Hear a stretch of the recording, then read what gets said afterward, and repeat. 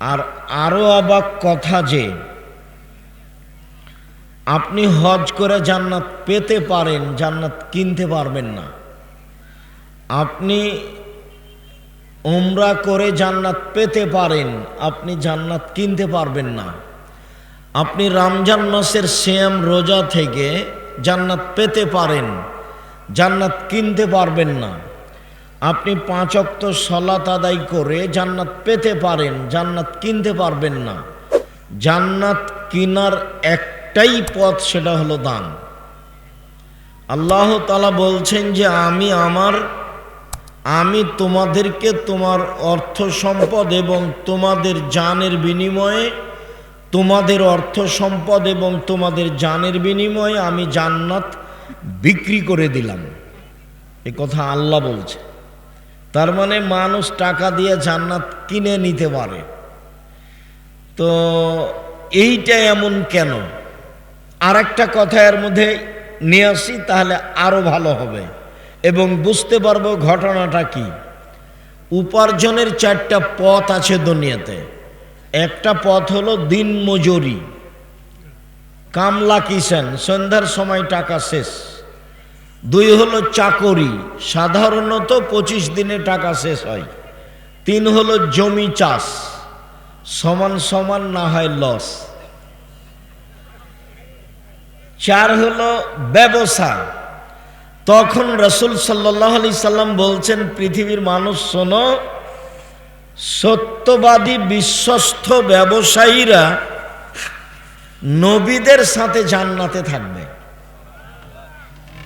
এই কথাটা ধরে রাখেন, এই কথাটা স্পষ্ট করছে একটু পরে আবার ইনশাআল্লাহ।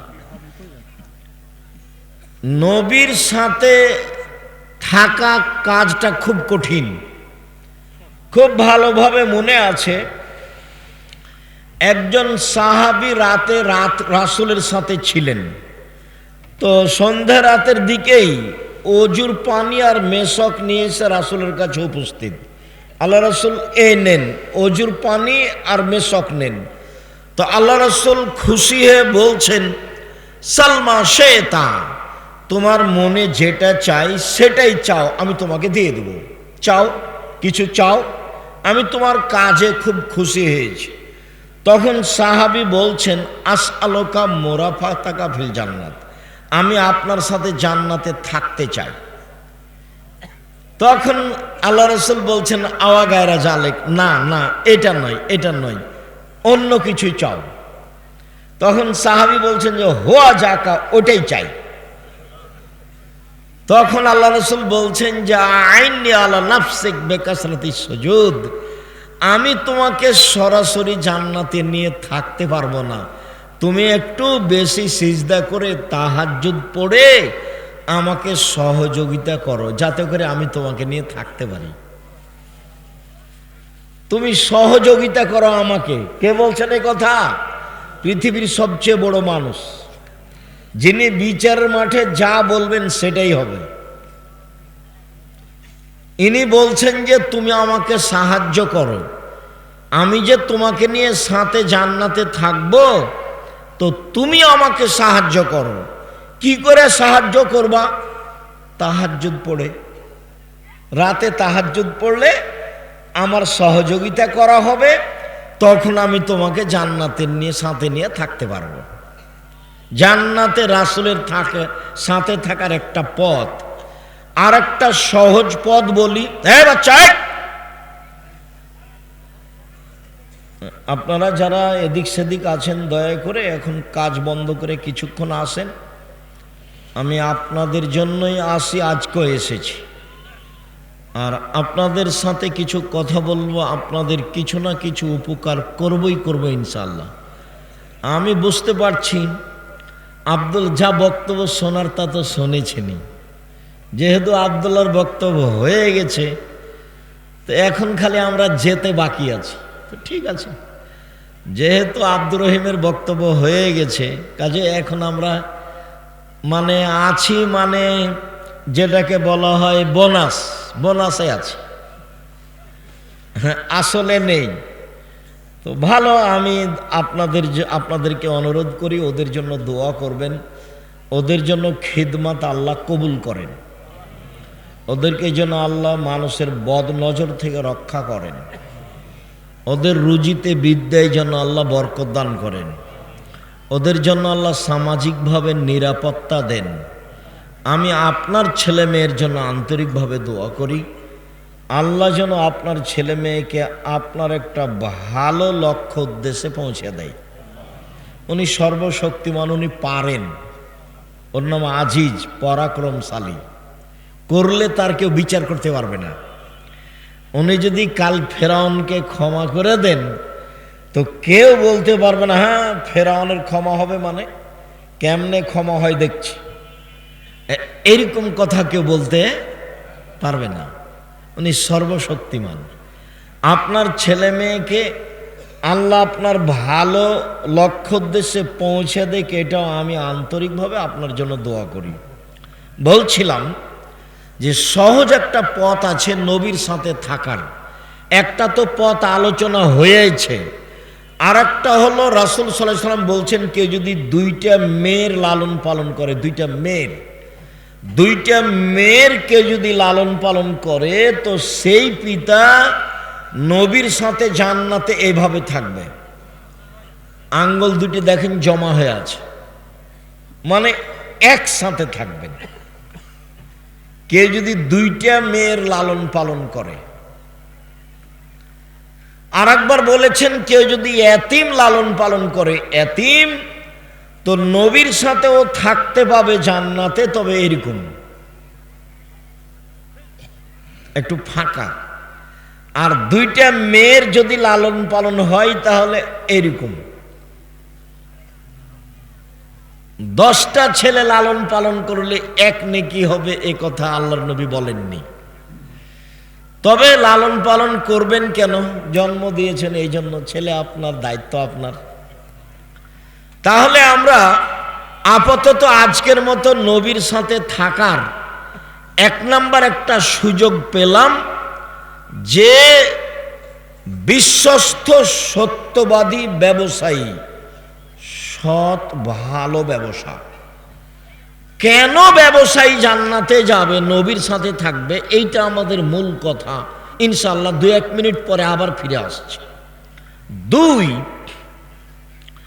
তাহাজ্জুদ পড়লে নবীর সাথে থাকা যাবে, সুযোগ হবে। 3, নবীর সাথে একসাথে, এই ছেলে তোমাদের কাজ হয়ে বন্ধ, তোমরা দাঁড়িয়ে আছো কেন, বসো, যাও তোমাদের কাজ শেষ হয়ে গেলো, ওইদিকে গিয়ে বসো। যাও তোমরা বসে আছো, ওপরে বসে আছো কেন, যাও নিচে বসো, যাও ওখানে গিয়ে বসো।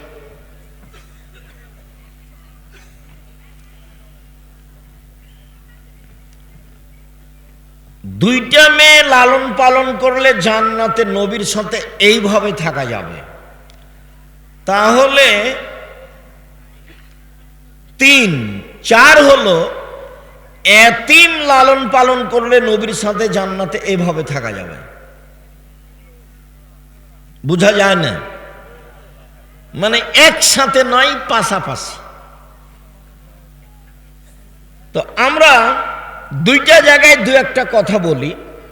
তার প্রথম কথাটা বলি যে সত্যবাদী ব্যবসায়ী নবীদের সাথে জান্নাতে থাকবেন কেন, এইটার রহস্য কি। তো আরেকটা হাদিস পাশে শোনেন, আল্লাহ রাসূল বলছেন, দেখো ইয়া মাশারাত তুজ্জার, হে ব্যবসায়ীরা শোনো, ইন্নাল বায়া ইয়াহজুরুল কিযব ওয়াল হালাফ, নিশ্চয় ব্যবসায় কিছু মিথ্যা কথা চলে আসে, কিছু কসম চলে আসে। ফাসুবহু বিসাদাকা, দান করে ওটা মিটিয়ে দাও। তার মানে ব্যবসার একটা বড় দিক হলো দান। এবার আবার ফিরে যাই, দিন মজুরি, কিষান কামলা, যা রুজি উপার্জন হয় তা সেই দিনই শেষ। যারা চাকরি করে সাধারণ পোস্ত 25 দিনে শেষ হয়, 5 দিন ধার কর্জ করে চলে। আর যারা জমি চাষ তাদের লসে বা সমান সমান। তাহলে এরা কি ফকির মিসকিনকে দান করতে পারবে, সহযোগিতা করতে পারবে? করবে কি? নাই তো। মায়ে বলছে যে বেটা এই মাসে কিছু টাকা দিয়ে পাঠায়ো, বাড়িতে খুব প্রয়োজন। ঠিক আছে আম্মা, ইনশাল্লাহ চেষ্টা করব। তো এই মাসে এসে জিনিসের দাম বেড়ে গেছে, তো আহাল পরিবার নিয়ে ঢাকায় থাকে, মাসই তো যায়নি, এই মাসে আবার 20 দিনে টাকা শেষ হয়ে গেছে, তো মাকে টাকা কেমনে দিবে? বাপ মাকে টাকা দেওয়ার একটাই পথ, অসহায় মানুষকে সহযোগিতা করার একটাই পথ, সেটা হলো ব্যবসা। ব্যবসা করেই আপনি মানুষের সহযোগিতা করতে পারেন। যার কারণে আমি বলেছি চকলেটের ব্যবসা। আমি চকলেটের ব্যবসা করতে বলিনি, আমি চকলেটের ব্যবসা মানে বলেছি সবচেয়ে কম পয়সার ব্যবসা, যাতে করে লোন নেওয়া না লাগে। লোন নিলে, ঋণ নিলে, ব্যাংকের টাকা উঠালে আপনার জানাজাই হবে না। যাদের লোন থেকে গেছে, মরে গেছে, ওদের যারা জানাজা করেছে তারা ভুল করেছে, ওদের জানাজাই হবে না। শহীদ হয়ে গেলে সব পাপ ক্ষমা হয়, কিন্তু ঋণের টাকা ক্ষমা হয় না। আল্লাহর নবী সালাম ফিরার পূর্বে, প্রত্যেক সালাতে সালাম ফিরার পূর্বে একটা দোয়া পড়তেন, যার নাম দোয়ায়ে মাসুরা। তার শেষ অংশ, তার শেষ অংশের শেষে আছে আল্লাহুম্মা ইন্নী আউযু বিকা মিনাল মা'সি ওয়াল মাগরাম। আল্লাহ, তোমার কাছে বাঁচতে চাই বড় পাপ হতে, তোমার কাছে বাঁচতে চাই ঋণ কর্জ হতে, তোমার কাছে বাঁচতে চাই বড় পাপ হতে, তোমার কাছে বাঁচতে চাই ঋণ কর্জ হতে। আল্লাহর নবী দিন রাত একথা বলতেন। সেখানে আপনি ব্যাংক থেকে কোটি কোটি টাকা উঠিয়ে ব্যবসা করতে গেলেন কেন? কে এই বুদ্ধি দিল? ভুল হিসাব। বলছিলাম ব্যবসায়ী একটা পথ, আপনি অসহায় মানুষকে সহযোগিতা করতে পারেন। আর আপনি ব্যবসা করবেন এই জন্য যে আমি অসহায় মানুষের পাশে দাঁড়ানোর জন্য ব্যবসা করছি, সরকারকে উঠাবো আর বসাবো সেই জন্য নয়। আমি ব্যবসা করছি জান্নাত কিনে নেওয়ার জন্য। আমি জান্নাত আসলে পেতে চাচ্ছি না, আমি জান্নাত কিনতে চাচ্ছি, এই জন্য ব্যবসা করব। ব্যবসা করলে আমার জান্নাত কেনার পথ সহজ, বাকি উপার্জনের পথ দিয়ে জান্নাত কিনা সহজ নয়। এই জন্য আল্লাহ রাসূল বললেন যে সত্যবাদী ব্যবসায়ীরা কার সাথে থাকবে? নবীদের সাথে থাকবে। তখন আবার বহু বচন, নবীগণের সাথে থাকবেন, শহীদদের সাথে থাকবেন, সিদ্দিক সত্যবাদীদের সাথে থাকবেন। তিনটা শব্দ একসাথে বলেছেন। এক, সত্যবাদী ব্যবসায়ীরা নবীগণের সাথে থাকবেন। দুই, শহীদদের সাথে থাকবেন। তিন, সত্যবাদীদের সাথে থাকবেন, যারা সিদ্দিক তাদের সাথে থাকবেন। ব্যবসা করলেই আপনি অসহায় মানুষের সহযোগিতা করতে পারবেন। ভারত, বাংলাদেশ, পাকিস্তানে ইসলামকে টিকিয়ে রাখার একটাই মাধ্যম হচ্ছে এই কওমি বেসরকারি মাদ্রাসা, যেখানে ছাত্র শিক্ষকের দুনিয়াবি কোনো লক্ষ্য নেই। আমি নিজে বলছি, আমি আব্দুর রাজ্জাক বিন ইউসুফ, আমি 1976 সালে মাদ্রাসায় পড়তে গেছি। এ আমার পড়ার সূচনা। 88 আগস্টের 20 তারিখ রোজ বুধবার বিকাল 3টে থেকে আমি শিক্ষক। 88 আগস্টের 20 তারিখ রোজ বুধবার বিকাল 3টে থেকে আমি শিক্ষক। ওই থেকে ওই পর্যন্ত কওমি মাদ্রাসায় পড়েছি। তখন আমারও লক্ষ্য ছিল না, আমার বাপ মায়েরও লক্ষ্য ছিল না যে বেশি পয়সা ইনকাম করতে হবে, বড় একটা ডাক্তার বা বড় একটা ইঞ্জিনিয়ার হতে হবে। আর সেই দিন থেকে না আজ অবধি আমার মাথায় কোনোদিন জাগেনি যে এরকম কিছু হয়ে পয়সা ইনকাম করতে হবে। বুঝাতে চাচ্ছি যে বেসরকারি কওমি মাদ্রাসার ছাত্র শিক্ষকেরা একমাত্র আল্লাহকে সন্তুষ্ট করার জন্য, পরকালের আশায় মানুষকে পরকালমুখী করার জন্য শিক্ষা অর্জন করে ও করায়। অতএব এইসব প্রতিষ্ঠানের দান আপনার ওইরূপ কাজ দিবে। পতিতালয়ের মহিলা যদি কুকুরকে পানি পান করিয়ে জান্নাতে যেতে পারে, পতিতালয়ের মহিলা যদি কুকুরকে পানি পান করিয়ে জান্নাতে যেতে পারে, তো আপনি আটমল সালাফিয়া মাদ্রাসায়, যেটা শিরক মুক্ত প্রতিষ্ঠান, যেটা বিদাত মুক্ত প্রতিষ্ঠান, যেটা দল মুক্ত প্রতিষ্ঠান, যেটা সংগঠন মুক্ত প্রতিষ্ঠান, যেটা হিংসা মুক্ত প্রতিষ্ঠান, ভিতরে কেউ একটু কিছু করলে আমার জানা নাই। তো যেহেতু এখন জামিয়া সালাফিয়ার সাথে সম্পৃক্ত, জামিয়া সালাফিয়া বাংলাদেশের সর্ববৃহৎ প্রতিষ্ঠান, সবচেয়ে বড় প্রতিষ্ঠান, আয়তনে, শিক্ষক সংখ্যায়, ছাত্র সংখ্যায়, শিক্ষক গুণে, ছাত্র গুণে, যেই প্রতিষ্ঠানে শিরক নেই, বিদাত নেই, দল নেই, সংগঠন নেই, আপনার হিংসা নেই, হিংসা মুক্ত প্রতিষ্ঠান জামিয়া সালাফিয়া, দল মুক্ত প্রতিষ্ঠান জামিয়া সালাফিয়া, সংগঠন মুক্ত প্রতিষ্ঠান জামিয়া সালাফিয়া, শিরক মুক্ত প্রতিষ্ঠান জামিয়া সালাফিয়া, বিদাত মুক্ত প্রতিষ্ঠান জামিয়া সালাফিয়া, তার অন্তর্গত, তার অধীনস্থ প্রতিষ্ঠান আটমুল সালাফিয়া মাদ্রাসা। যদিও আমি তার সূচনা থেকেই আজও আছি, যেটুকু ত্রুটি দেখেছেন সেটা মানুষের বুঝে ভুল, সেটা ভিন্ন কথা। অতএব আমি মনে করি একমাত্র আল্লাহকে সন্তুষ্ট করার আশায়, জান্নাত পাওয়ার আশায়, জান্নাত কিনার আশায় নির্দ্বিধায় আপনি আটমুল সালাফিয়া মাদ্রাসায় দান করবেন, এটা আমার ঐকান্তিক কামনা। আমি শুনলাম সভাপতির মুখে যে এখন প্রায় 20 লক্ষ ঋণ হয়েছে কাজবাজগুলি করতে। ঋণ তো আর কে একজন পরিশোধ করতে পারবে না, আপনাদেরকে সবাইকে মিলেই এটার ব্যবস্থা করতে হবে। করতে পারবেন, অবশ্যই পারবেন, সবাই মিলে চাইলে এটা সহজ। যদিও আব্দুল্লাহ কথা বলাকালীন কিছু আপনারা সহযোগিতা করেছেন, আমি আবারও ছেলেদেরকে বলছি তোমরা যাও, আমিও আপনাদের সাথে অংশগ্রহণ করছি। যারা মহিলারা আছো তোমরা একটু দেখো, আমার দিনী বোনেরা যারা আছেন আপনারা সবাই দানে অংশগ্রহণ করবেন। বৈঠকি দানে কেউ বিরত থাকবেন না। আমি সবকেই বৈঠকি দানে অংশগ্রহণ করার জন্য অনুরোধ জানাচ্ছি। আর আমি এখানে যারা আছো আমি তাদেরকে বৈঠকি দানে আমিও নিজে অংশগ্রহণ করছি। যারা বৈঠকে আছেন উপরে সবাই অংশগ্রহণ করবেন। নিজের কাছে যদি না থাকে তো আপনি কারো কাছে 50 টাকা, 20 টাকা, 10 টাকা নিয়ে অংশগ্রহণ করবেন। আমি আপনার সাথে গুরুত্বপূর্ণ কথা বলতে যাচ্ছি। গুরুত্বপূর্ণ কথার একটা অংশ রেখেছি যে 2 জন মেয়ে লালন পালন করলে পিতা জান্নাতে এইভাবে থাকবে, এইটার রহস্য কি?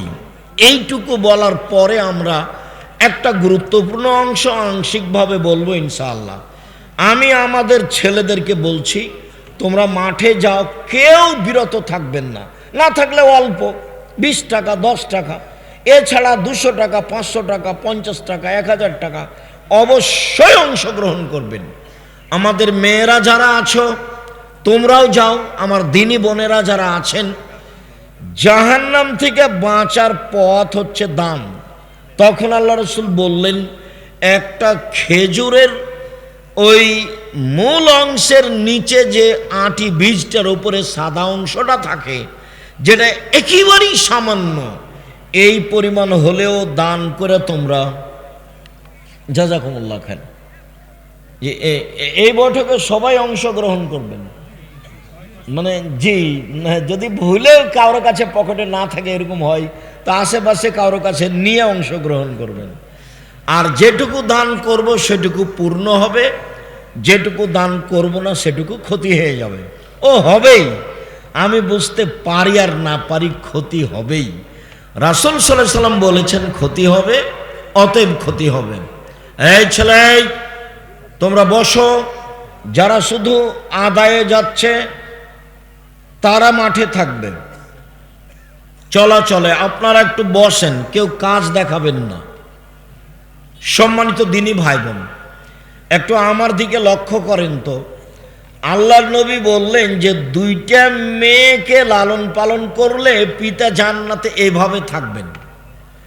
তো কথা তো অনেক বড়, মানে নবীর সাথে থাকার ব্যাপারে দুইটা মেয়ের লালন পালনের যত সুবিধা, এত সুবিধা ব্যবসাতেও নয়, এত সুবিধা এতিম পালনেও নয়, এত সুবিধা তাহাজ্জুদ পড়লেও নয়। কেন? তাহাজ্জুদ পড়লে একসাথে থাকা যাবে, ব্যবসা করলে একসাথে থাকা যাবে, সত্যবাদী ব্যবসায়ী। আবার এতিম লালন পালন করলে একসাথে থাকা যাবে। তো পাশাপাশি একেবারে জমা লেগে পাশাপাশি এইভাবে থাকার সুযোগ হবে কি? এইভাবে নয়, এইভাবে শুধু মেয়ে লালন পালন করলে। তো কিভাবে মেয়ে লালন পালন করলে এটা হবে, এইটা আমরা 1 মিনিট বলি এখানে, যাতে করে আমাদের কাছে স্পষ্ট হয়ে যায়। 1, আল্লাহ মাহা মেয়েকে বিদ্যা শিখিয়ে দিল। 2, আদ্দাবাহা মেয়েকে শিষ্টাচার শিখিয়ে দিল। 3, আহসানা এলাইহিন্না মেয়ের সাথে ভালো আচরণ করলো। 4, অজাওয়াজাহুন্না তার বিবাহের ব্যবস্থা করে দিল। 4টা গুণ। 1, বিদ্যা শিখিয়ে দিল। 2, শিষ্টাচার শিখিয়ে দিল। 3, ভালো আচরণ করলো। 4, বিবাহ শাদীর ব্যবস্থা করে দিল। এই ছেলে, কে মোটরসাইকেল স্টার্ট দিল তোমরা দেখলে না? এখান থেকে মোটরসাইকেলটা স্টার্ট দিয়ে চলে যায় কিভাবে? তোমরা কি করো এখানে? বাহিরে নিয়ে যে মোটর স্টার্ট দিতে হবে, একটা অনুভূতি থাকতে হবে। সম্মানিত দিনী ভাই বোন, এখানে বিদ্যা শিখিয়ে দিল বটে, কিন্তু শিষ্টাচার শিখাতে পেরেছে কি? নখে নেল পালিশ আছে, এইটা কি শিষ্টাচার হলো? নখটা বড় আছে, এইটা কি শিষ্টাচার হলো? ভুরু তুলে চিকন করা আছে, এইটা কি শিষ্টাচার হলো? দাঁত ছিলে সমান করা আছে, ফাঁকা ফাঁকা করা আছে, এইটা কি শিষ্টাচার হলো? পরচুলা দিয়ে খোপা বড় করা আছে, এইটা কি শিষ্টাচার হলো? শিষ্টাচার তো এটা ইহুদি খ্রিস্টানের। তাহলে পিতা শিষ্টাচার শিখালো কি, যার কারণে রাসূলের সাথে জান্নাতে এভাবে থাকা যাবে? সম্মানিত দিনী ভাই বোন, বলছিলাম আজকের সংক্ষিপ্ত কথা, সুদ। পাপের জগতে যেসব পাপের সরাসরি জাহান্নাম ঘোষণা হয়েছে, তার একটি বড় পাপ হচ্ছে সুদ। রাসূল সাল্লাল্লাহু আলাইহি সাল্লাম বলেন, 7 শ্রেণীর মানুষ জাহান্নামে যাবে।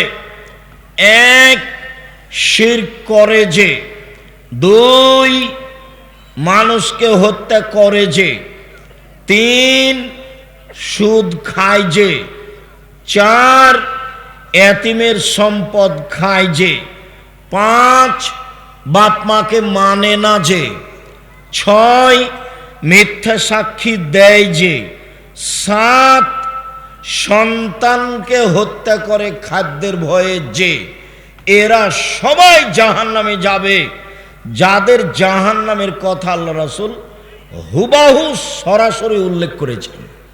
সম্মানিত দিনী ভাই বোন, পাপের জগতে যেগুলো সবচেয়ে বড় পাপ সিরিয়াল রয়েছে, তার একটি বড় পাপ হলো সুদ। উল্লেখ্য যে সুদের জন্য যে ভাষা আল্লাহর নবী উল্লেখ করেছেন, পৃথিবীর কোনো পাপের জন্য আল্লাহ ওইরকম ভাষা উল্লেখ করেননি। পাপ তার চেয়ে বড় আছে, কিন্তু ভাষা এমন নয়। রাসূল সাল্লাল্লাহু আলাইহি সাল্লাম বলছেন, মাই ইয়াকুলু দিরহাম রিবা ওয়া ইয়ালাম, আসাদ্দ মিন সিত্তাতি ওয়া সালাসিনা জিনিয়া, কেউ যদি জেনে শুনে 1 টাকা সুদ খায়, 36 বার জেনা করে যত পাপ হবে, 1 টাকা সুদ খেলে তার চেয়ে বেশি পাপ হবে। এই ছেলে এটা বাদাম নিয়ে ভিতরে যাচ্ছে কেন?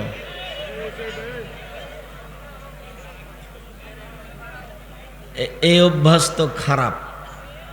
কিছুক্ষণ অপেক্ষা করেন।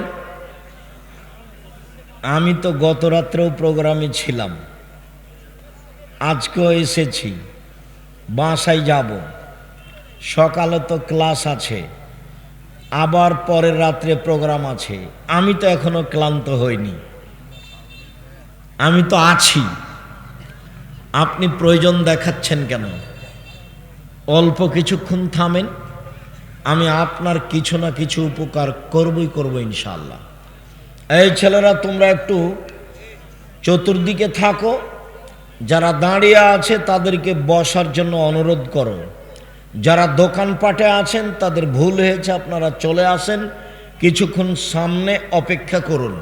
সম্মানিত দিনী ভাই বোন, কেউ যদি জেনে শুনে 1 টাকা সুদ খায়, তাহলে 36 বার জেনা করে যত পাপ হবে, 1 টাকা সুদ খেলে তার চেয়ে বেশি পাপ হবে।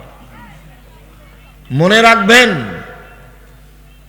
জেনা এমন একটা পাপ, রাসূল সাল্লাল্লাহু আলাইহি ওয়াসাল্লাম বলেন, অবিবাহিত ছেলে মেয়ে যদি জেনা করে, তাহলে তাকে 100 লাঠি পিটিয়ে এলাকা থেকে 1 বছরের জন্য তাড়িয়ে দিতে হবে। তিনি বলেন, বিবাহিত পুরুষ নারী যদি জেনা করে, তাহলে তাকে ইট ঢেল পাথর দিয়ে মেরে ফেলতে হবে। জেনাই এমন একটা পাপ, বিবাহের পরে যদি এটা ঘটে, তাহলে তার বেঁচে থাকার পথ দুনিয়াতে নেই। 3 শ্রেণীর মানুষকে হত্যা করতে হয়, 2 শ্রেণীর মানুষের বাঁচার পথ আছে। 3 শ্রেণীর মানুষকে হত্যা করতে হয়, 2 শ্রেণীর মানুষের বাঁচার পথ আছে, 1 শ্রেণীর মানুষের বাঁচার পথ নেই।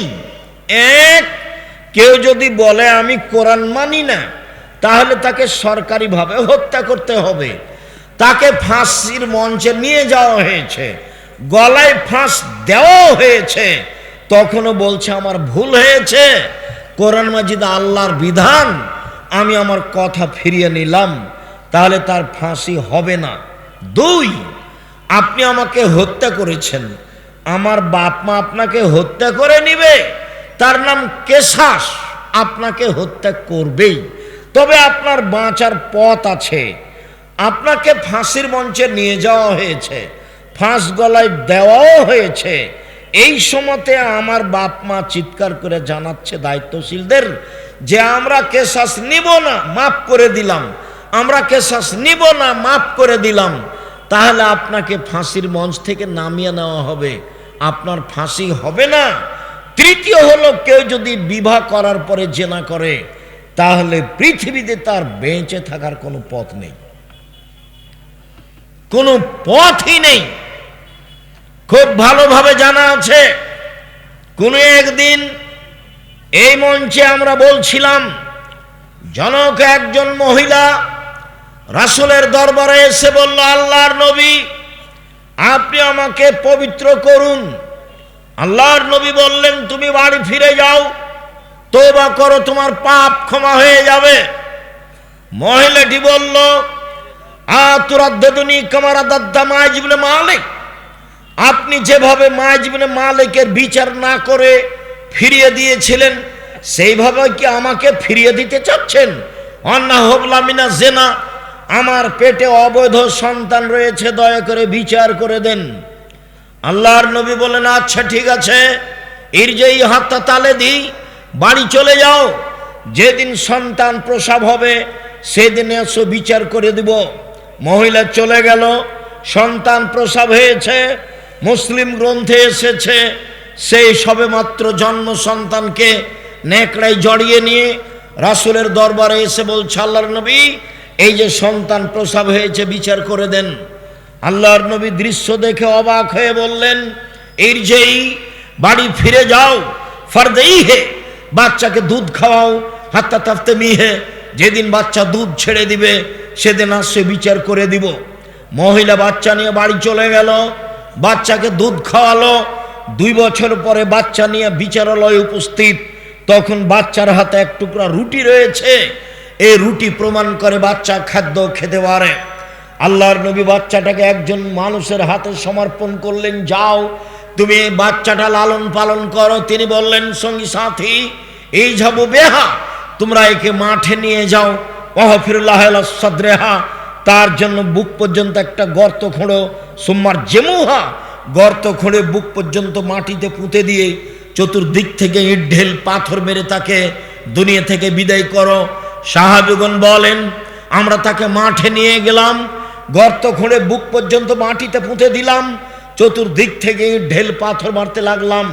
খালিদ বিন ওয়ালিদ বলেন, আমি একটা পাথর তার মুখের উপরে মারলাম, পাথর মুখে লেগে মুখ ফেটে রক্ত ছিটে খালিদের গায়ে লাগলো। ফাসবাহা, খালিদ গালি দিয়ে বসলেন। খালিদ আল্লাহর নবী বললেন, মাহলে খালিদ, খালিদ থামো, তুমি একে গালি দিও না। এ মহিলা আল্লাহর দরবারে এত তওবা করেছে, এই অপরাধের জন্য আল্লাহর কাছে এত ক্ষমা ভিক্ষে চেয়েছে। বড় থেকে বড় পাপী যদি এরকম ক্ষমা চাই, তাহলে তার পাপ ক্ষমা হয়ে যাবে। খালিদ, খালিদ শোনো, মদিনার যত মানুষ রয়েছে সবাকেই যদি এই মহিলার তওবা ভাগ করে দেওয়া হয়, সবার পাপ ক্ষমা হয়ে যাবে। এই মহিলা আল্লাহর দরবারে এরকম তওবা করেছে, ওকে গালি দিও না খালিদ। ইট ঢেল পাথর দিয়ে তাকে হত্যা করা হলো। আল্লাহর নবী তার জানাজা করলেন, কাফন দাফন করলেন।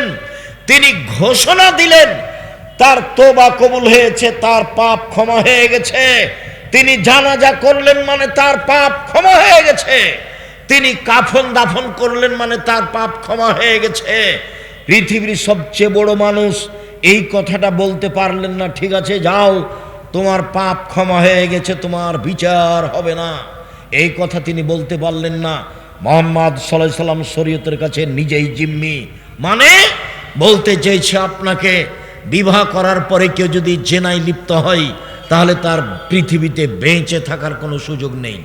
শুনুন, সুদের পাপকে আল্লাহ রাসূল বলছেন, কেউ যদি জেনে শুনে 1 টাকা সুদ খায়, 36 বার জেনা করে যত পাপ হবে, 1 টাকা সুদ খেলে তার চেয়ে বেশি পাপ হবে। এবার আপনি বুঝেন সুদের পাপ কি জিনিস। পৃথিবীতে পাপ আছে শিরক করা, ভাষা এরকম নয়। পৃথিবীতে পাপ আছে মহাপাপ, বাপ মায়ের অবাধ্য চলা, ভাষা এমন নয়। পৃথিবীতে মহাপাপ রয়েছে মিথ্যা সাক্ষী দেওয়া। বগুড়া জেলে বহু মানুষ আছে, 20 বছর থেকে 30 বছর থেকেও নিজেই জানে না আমি কেন জেলে। জজ জানে না ঘটনা কি, উকিল জানে না ঘটনা কি, সাক্ষী জানে না ঘটনা কি। যে টাকা দিয়ে সাক্ষী তৈরি করেছে শুধুমাত্র সেই জানে। সাক্ষী জজের সামনে বলছে, আমি তাকে 2 চোখে মারতে দেখেছি, যার কথা বলছে সেই সেদিন বগুড়াতেই ছিল না। 20-30 বছর থেকে জেলে আছো, নিজেই জানে না কেন জেলে। শুনুন, মিথ্যা সাক্ষী মহাপাপ। এরপরেও ভাষা এমন নয়। সম্মানিত দিনী ভাই বোন, মানুষকে হত্যা করা মহাপাপ, এরপরেও ভাষা এমন নয়। সুদ খাওয়া এক অবাক পাপ, যে তার ভাষা হলো, কেউ যদি 1 টাকা সুদ খায়, 36 বার জেনা করে যত পাপ হবে, 1 টাকা সুদ খেলে তার চেয়ে বেশি পাপ হবে। কি দিয়ে বুঝায় আপনাকে আমি সুদ কি জিনিস? আবু হুরায়রা রাদিয়াল্লাহু তাআলা আনহু বলেন, রাসূল সাল্লাল্লাহু আলাইহি ওয়াসাল্লাম বলেছেন, আল্লাহর নবী বলেন, আর রিবা সাবুনা জুজান, সুদের পাপের 70টি ভাগ রয়েছে। ছোট থেকে বড়, বড় থেকে ছোট, সুদের পাপের 70টি ভাগ রয়েছে। ছোট থেকে বড়, বড় থেকে ছোট। এর সবচেয়ে ছোট ভাগ হলো মার সাথে জেনা করলে যেমন পাপ হয়। নেন, এবার আপনার স্ত্রী তো কিস্তিতে টাকা তুলেছে, ভিক্ষা করে খাবেন, এখানে এসেছেন কেন? আমি ভিক্ষা করে খেতে বলিনি, এটা হলো নিন্দে। যাদের বাড়ি বগুড়া, রংপুর, লালমিনহাট, টেনফামারী, কুড়িগ্রাম, পঞ্চগড়, ঠাকুরগাঁ, গাইবান্ধা, জয়পুরহাট, এইসব লোককে আমি মাঝে মধ্যে এই জন্য বলি যে এইসব জেলায় যদি মেয়েরা বোনেরা ভাইয়ের কাছে জমি চাই, তাহলে মাথা খারাপ হয়ে যায়, ওটা অপরাধ। তখনই আমি বলেছি ভিক্ষা করে খাবেন, বোনকে জমি দিবেন না। মানে কেন দিবেন না? আপনি জমি পাবেন সকালে আর বনে জমিন পাবে বিকালে, হিসাবে এরকম নাই একসাথে। তো এখনো দেননি কেন? দিতে দেরি করেছেন কেন? আবার এইসব ডিস্ট্রিক্টের লোকেরা বেশিরভাগ যৌতুক নেই। ভিক্ষা করে খাবেন, যৌতুক নেবেন কেন? ভিক্ষা করে খাবেন কেন? মানুষের বাড়িতে কাজ করে খাবেন, মানুষের বাড়িতে কাজ করে খাবেন কেন? চকলেটের ব্যবসা করে খাবেন। ব্যবসার পথ তো খোলা আছে, সারা পৃথিবীর মানুষ যেখানে সেখানে ব্যবসা করতে পারে। কলার করবে, চকলেটের করবে, কম থেকে কম পয়সার ব্যবসা করবে, রাস্তাঘাটে জুতা স্যান্ডেল বিক্রি করবে। সে ভিক্ষা করবে কেন? আমি ভিক্ষা করে খেতে বলিনি, আমি আপনাকে দুর্বল ভেবেছি ভিক্ষা করার কথা বলে। আপনি শ্বশুরের কাছে যৌতুক নিলেন কেন? নিবেন কেন? নিবেন কেন? এই ছেলে দেখো, তোমার বাপকে আল্লাহ বলছেন কুকুর শ্রীগের চেয়ে খারাপ। বুঝেও বুঝে না ওরা, অন্তর আছে বুঝে না, দেখেও দেখে না ওরা, চক্ষু আছে দেখে না, শোনেও শোনে না ওরা, কান আছে শোনে না।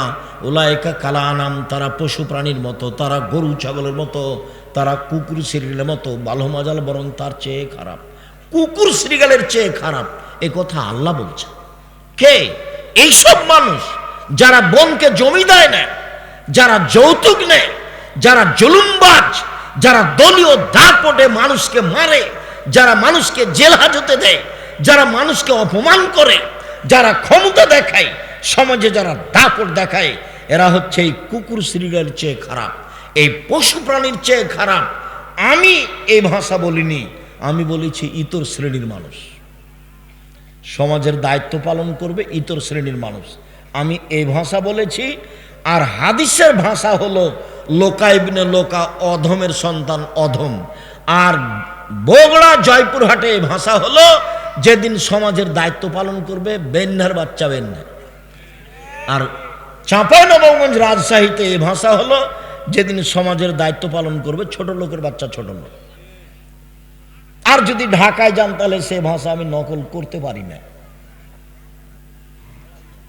সারা দেশের যেই পল্লী অঞ্চলে গিয়ে সবচেয়ে নিম্ন ভাষা যেটা ব্যবহার করে, সেই ভাষা আল্লাহ রসুল ব্যবহার করেছেন, সেটা হলো লোকা ইবনে লোকা, যার বাংলা হচ্ছে অধমের সন্তান অধম, ইতর শ্রেণীর মানুষ, ইতরের সন্তান ইতর।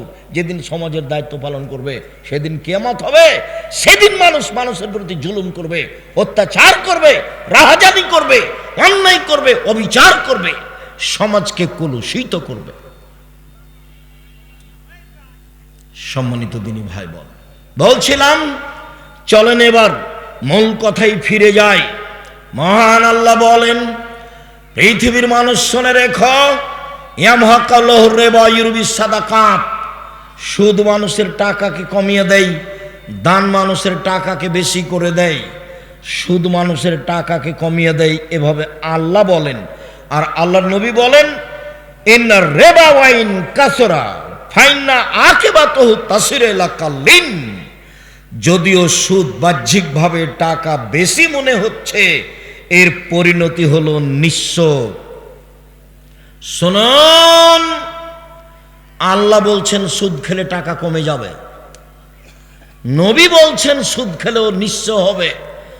আমি বলছি দুইটার সমন্বয়ে, সুদ খেলে তাকে ভিক্ষা করে খেতে হবে, বাড়ি গাড়িও থাকবে না। দেখবেন আপনাদের গ্রাম থেকে কত যারা কিস্তিতে টাকা উঠাতো তাদের বাড়িও নেই।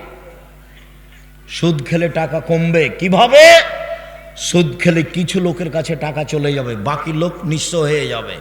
পৃথিবীতে যখন সুদ চালু হবে, পৃথিবীর কয়েকটা বড় দেশে টাকা চলে যাবে, বাকি দেশগুলি দেউলিয়া হয়ে যাবে। কেন হবে?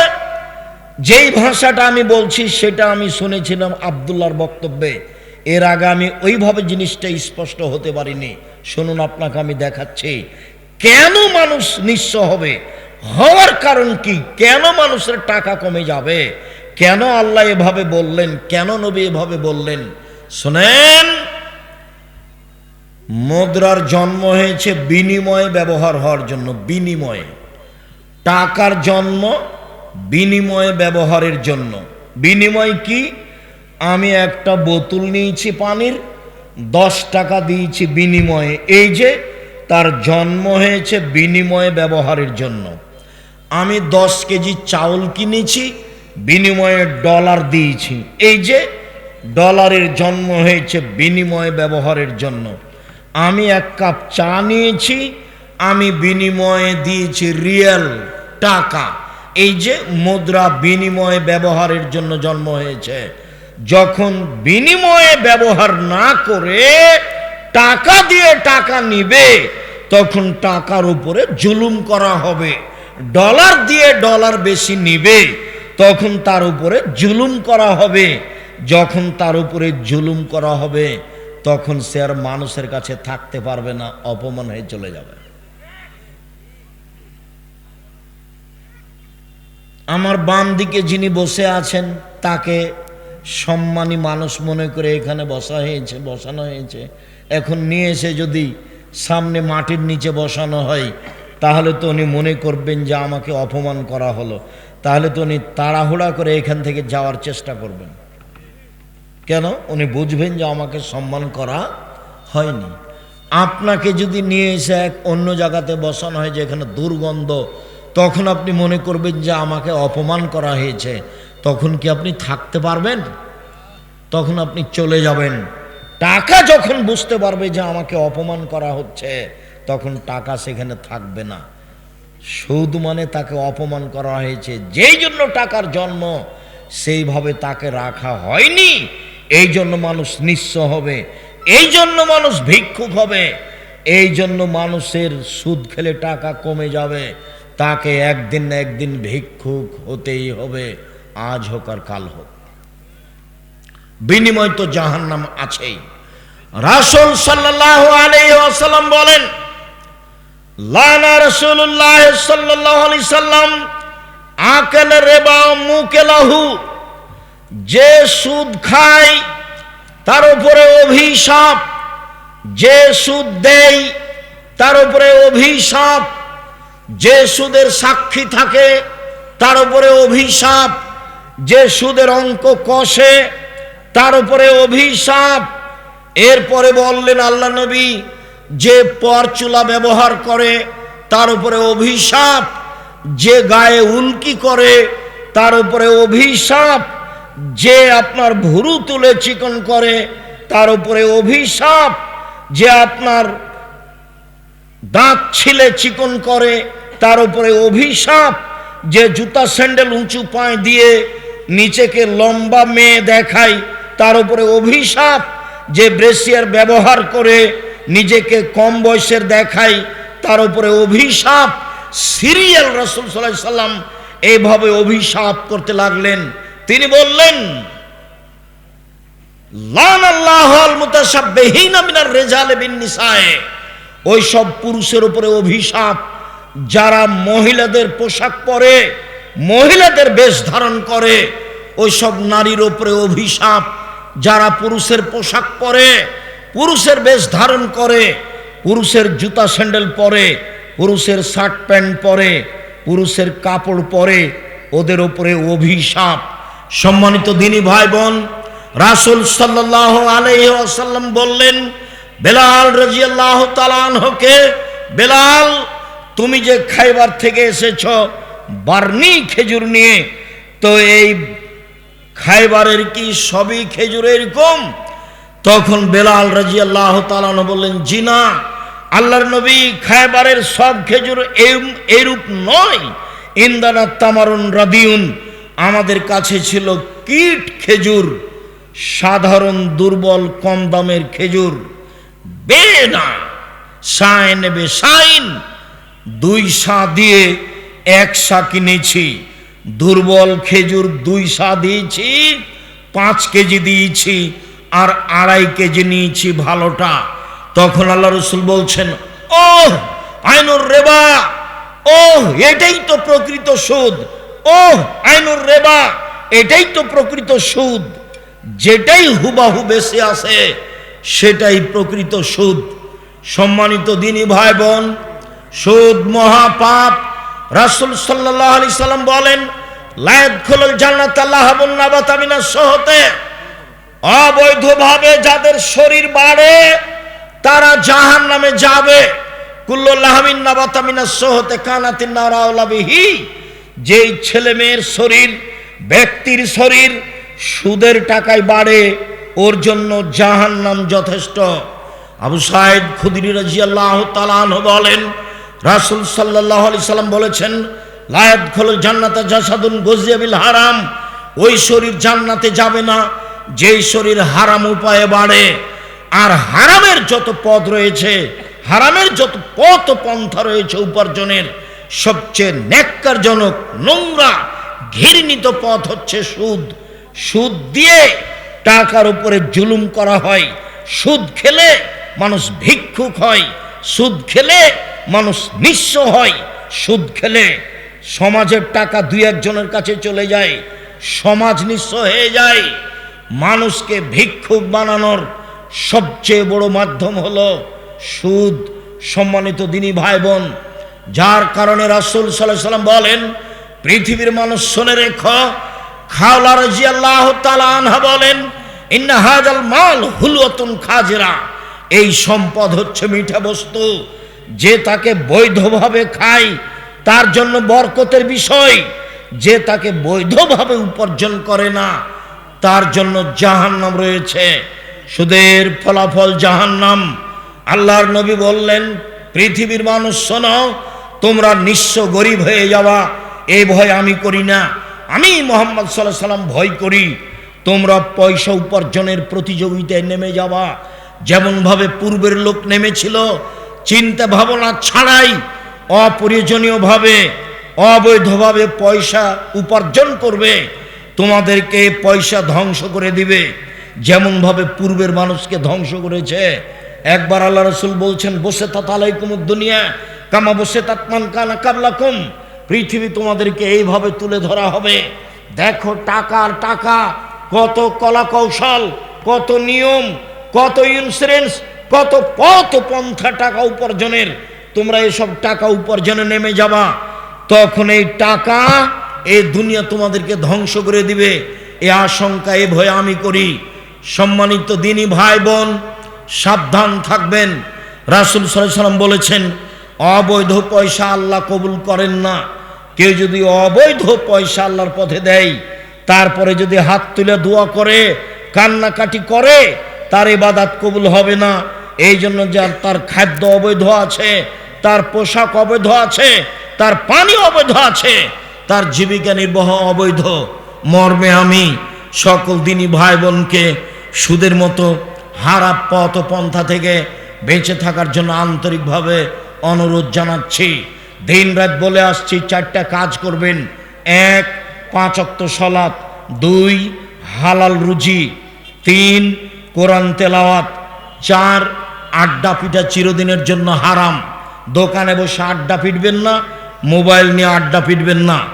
সকল দিনী ভাই বোনকে আমরা সন্ধ্যা থেকে এখন পর্যন্ত যেসব আলোচনা করে আসলাম, সেইগুলি অনুযায়ী চলার জন্য আন্তরিকভাবে অনুরোধ জানিয়ে আজকের যে আলোচনা সেটা আপনি পাবেন উপদেশ বইয়ে আছে। আর আমি হাতে কলমে শিখিয়ে দেওয়ার জন্য নামাজ শিক্ষা বইটা লিখেছি। আর আল ইতেসাম পত্রিকা একটা ফ্রি পাওয়া যাবে, একটা কিনলে আমি নিজে কিনেছি ফ্রি দেওয়ার জন্য। আর এই ফতোয়া সিরিজ বইয়ে 1000 ফতোয়া আছে, যেটা মুফতিদের মাধ্যমে আমি নিজে বৈঠকে থেকে সংশোধন করে এই বই বের করা হয়েছে। ফতোয়া সিরিজ, ফিকহুল হাদিস ফতোয়া সিরিজ, 1000 প্রশ্নের উত্তর আছে। অতীব গুরুত্বপূর্ণ বই। সকল দিনী ভাই বোনকে আমরা অনুরোধ জানাচ্ছি, অবশ্যই কথা মেনে চলার চেষ্টা করবেন এবং বইগুলি সংগ্রহ করবেন।